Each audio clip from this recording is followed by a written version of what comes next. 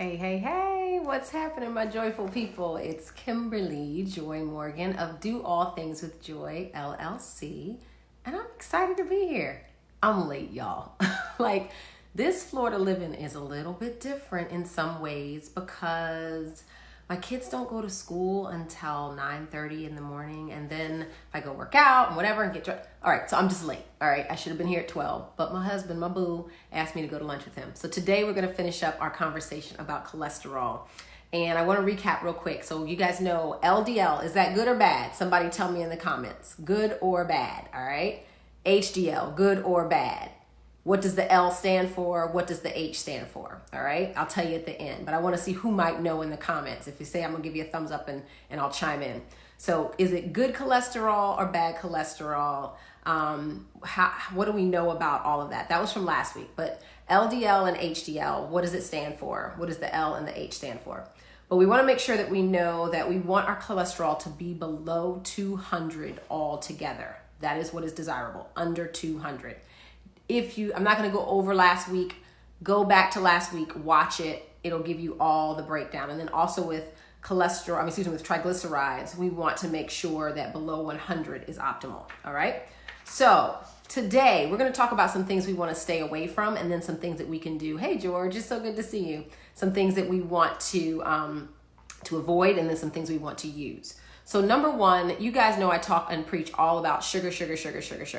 Like literally, it is not fat that makes you fat. It is not usually fat that raises your cholesterol. It is not usually meat and eggs that have such a huge issue. It is the amount of sugar. Like, we're not over meating ourselves. Like, we really aren't. Like, there may be some people who eat a whole lot of beef and eat a whole lot of eggs, but we eat a lot of carbs, and that changes the proportion of fat within the body, which can drastically affect the amount of cholesterol that you have. So sugar and refined carbs, start taking some of those out of the diet.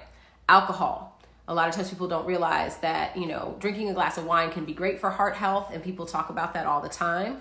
But if you're consuming too much alcohol, it can drastically affect your cholesterol. So we're talking about 1 to 2 servings a day max, okay? And servings, we're not talking about like a whole 40 ounce, all right, y'all?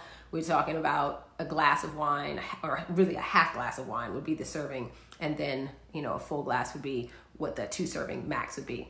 Caffeine as well. For all y'all that are going to these, boutiques, coffee shops and having multiple cups a day, or you're brewing them yourselves, 1 to 2 cups of coffee a day. Anything else can really drastically affect your cholesterol levels. And you're like, oh, she's talking about my coffee. Oh gosh, not my coffee. Yes, your coffee. All right, guys. So definitely make sure that you're keeping that to 1 to 2 cups a day. The other thing are trans fats. Now, a lot of times people are just like, no, Kim, I don't eat trans fats. That went out with the 90s. Well, if you're eating processed foods, you may not realize that they sneak that into your foods and the preservatives. Also know that industry standard, they don't have to report everything that they put into a product. It's only like, I'm gonna lie because I don't know the exact number, but it's like something like 65% of what they put in has to be labeled, and then the other 35-40% doesn't. So just know that not everything that you read on the labels is what's in there. So be very mindful of processed foods. If you go and buy an egg, it's an egg. If you buy an apple, it's an apple. Grapes, they're grapes. Now, of course, we can talk about GMOs, and I know all of that, but I'm just saying, think whole foods, all right? So the best thing that you can do is change your diet when you're trying to deal with your cholesterol. But there are some other things, some supplements that you can get as well. One being fish oil, okay? So we talked about that again with blood pressure a couple of weeks ago. Once again, go back to that daily fish oil, or getting more salmon, wild-caught salmon, trout, mackerel, things like that. Hey, Marilyn, so good to see you. Glad you jumped on. And I think that's Jerry. Hey, Jerry, and hey, Jeanette. So good to see you too. And then CoQ10, we talked about that with blood pressure for sure. That's another supplement. Now, here's the deal. I am not a doctor, so I will not ever give you milligrams, how much, all of that. You can do that research on your own, or ask your doctor for that matter. But there's great resources out there that can provide you with that. Dr. Axe does a great job of that kind of stuff as well. So, and he is a doctor, so now you can get the dosage and how much over there, but I'm just giving you the information. niacin or B3. Like that's really what it is, B3. So Young Living makes a great B supplement that has all the different B vitamins in it. And so that's one of the things that you could do, or you could, get a B supplement that you like, and it helps with cholesterol and triglycerides. The other thing is red yeast rice. Now I know you guys are like, what is red yeast rice, Kimberly?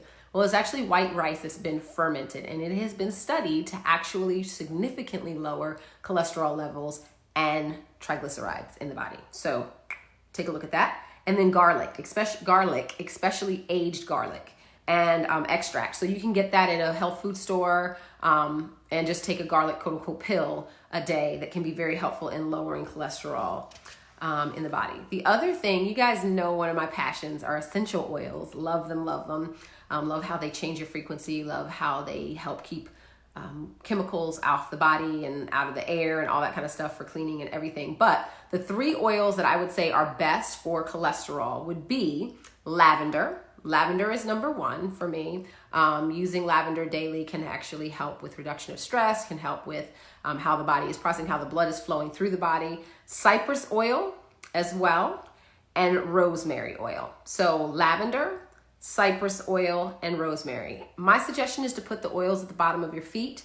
Unless you're using lavender, it smells really good. I don't really like my house to smell like cypress, and I really don't want it to smell like rosemary. So you can also, if you're using, and I always tell people I only speak about Young Living oils because I know their standards and their practices. So please don't go buy cypress from TJ Maxx and Marshalls and say, Kimberly said I could put this in a capsule and eat it. No, don't do that. If it's Young Living, you can. If it's a Vitality oil, so cypress oil and rosemary, if you have them in Vitality, and you can put them in little vegetable capsules and swallow them, which is really great if you don't like to smell like, rosemary bread walking around all day long.